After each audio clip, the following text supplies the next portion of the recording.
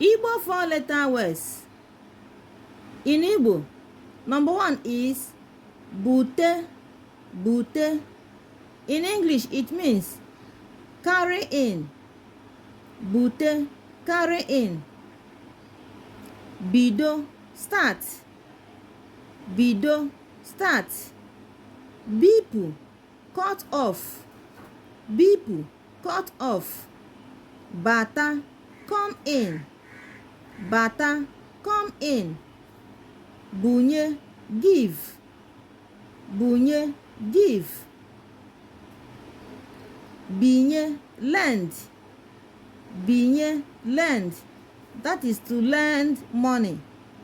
Biri, leave. Biri, leave. Banye, go in. Banye, go in. Gatu, go a little. Gatu, go a little. Gawa, go.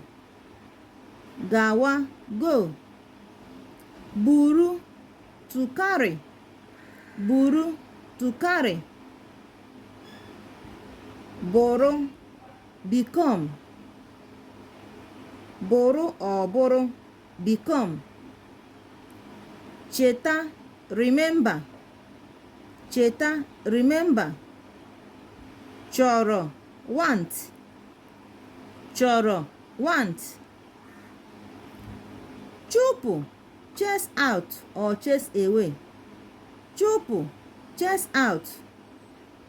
Chere, wait. Chere, wait. Chinye, carry and give. Chinye, carry and give. Chota, look for. Chota, look for. Chute, fetch. Chute, fetch. That is to fetch water. Koro, toad.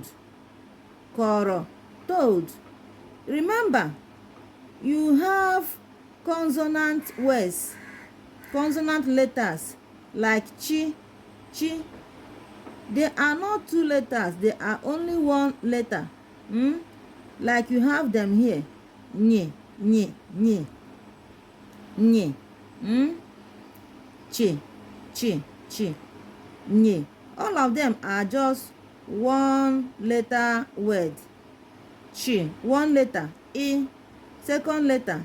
Nye, third letter. A, fourth letter. Okay? Take note of that. Bye.